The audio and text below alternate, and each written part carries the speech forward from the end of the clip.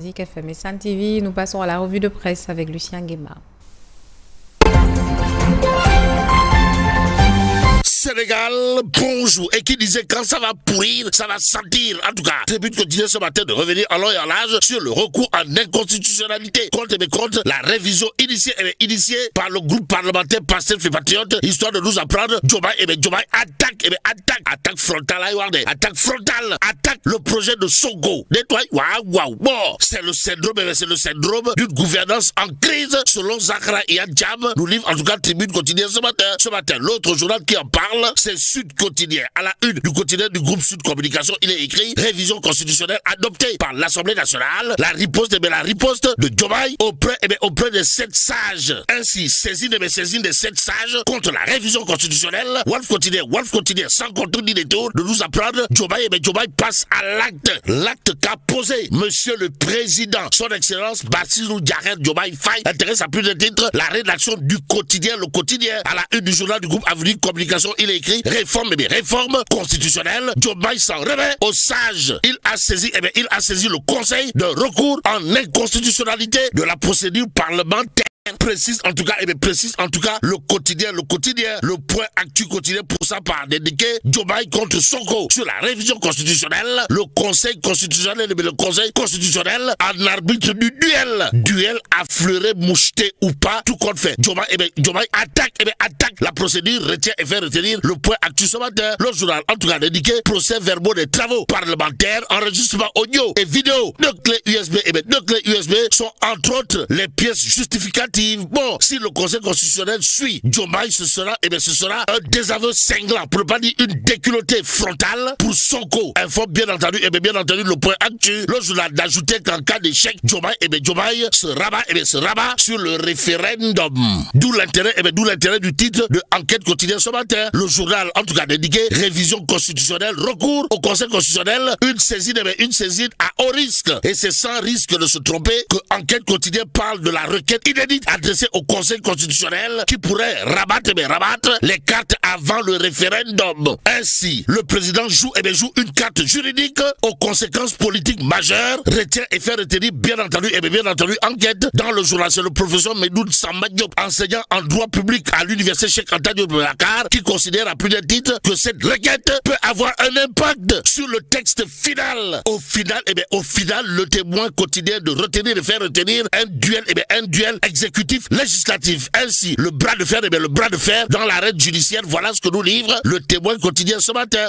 Le journal piloté par Amadou Ly Diop, mon confrère, de révéler également dette intérieure, code des douanes, Khadimba Locafrique, la SCODEM interpelle l'État. Et en l'État, il est question d'interpellation au Kouroubaïfal et au Molde Mouride, pour ne pas dire une interpellation homicide, Scott et Ottoman, Bon, le témoin quotidien d'expliquer contre un affaiblissement du tissu économique, la SCODEM monte au créneau. Aussi, l'organisation commerçante, d'après toujours le témoin quotidien, de militer en faveur de l'apurement de la dette intérieure et la réforme du code des douanes exigée. Bon, l'affaire Khadimba, un symbole des inquiétudes qui traversent le monde des affaires, selon la SCODEM, bien entendu, dans le témoin quotidien. Le journal, en tout cas, indiqué sur ce point que Cheikh Diba, invité à desserrer les taux. Bon, une série de mobilisations envisagées justement pour exiger la libération Ranking Taf et Johnny, c'est-à-dire de Khadimba. En tout cas, libérer Khadimba,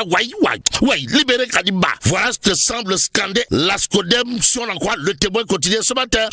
Critique quotidien sur ce point de révéler les 652 946 adhérents de la SCODEM qui exigent la libération de Khadimba. Bon, la SCODEM veut mettre en valeur les personnalités dont l'action contribue au rayonnement de l'économie sénégalaise, aux Sénégalaises et aux Sénégalais. Il convenait de retenir autour justement de la SCODEM et ces 652 946 adhérents qui exigent la libération de Khadimba Locafrique. Que pour mettre en valeur les personnalités dont l'action contribue à la promotion bien entendu de l'entrepreneuriat national, l'association sénégalaise des commerçants et délégués de marché, en abrégé ASCODEM, a justement nommé le PDG de Locafrique, Khadimba en l'occurrence, aujourd'hui en détention depuis octobre 2024 pour un contentieux douanier président d'honneur. Bon, Khadimba bombardé président d'honneur de l'ASCODEM, d'après Critique quotidien, Que dire en tout cas sinon ainsi Khadim Bakay Maïna ko ñaari fukki meteru Jesler ak ñaari fukki junni au regard de l'article qui barre la une de l'I quotidien. Le journal en tout cas dédié à faire Khadim Ba. L'Ascodem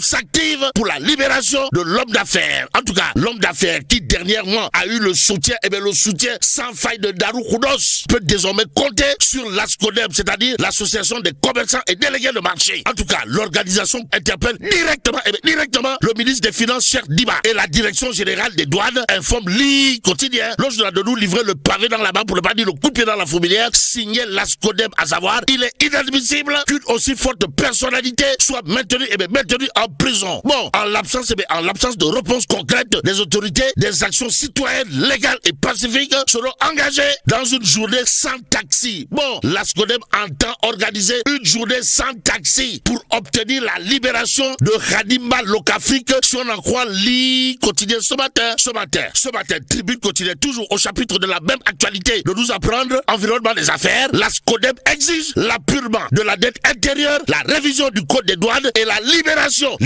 sans condition de Khadim Ba Locafrique. Ainsi, il convenait de considérer désormais à plus d'un titre que la libération de Khadim Ba épouse désormais des contours à prendre saillement, bâtiment, bref, la libération de Khadim Ba s'inscrit désormais comme un djihad au regard des actions qu'entend mener l'Ascodem, si on en croit Tribune quotidien ce matin, l'observateur de s'intéresser à une actualité relative à Lat-Diop Ngoné Latyr ou l'enfant chéri de Guédiawaye. En tout cas, assignation à résidence sous surveillance électronique, Lat-Diop Ngoné Latyr, le nouveau face-à-face décisif devant le juge. En tout cas, enlever à Lat-Diop le bracelet électronique, voilà ce qu'il a de dire au regard de l'actualité de l'observateur L'Obs, le journal en tout cas de renseigner l'ancien directeur général de la LONASE face au ministère public et à l'agence judiciaire de l'État le 15 juillet prochain devant la chambre d'accusation financière. En tout cas, il convenait de retenir une fois pour toutes, d'après l'observateur Lat-Diop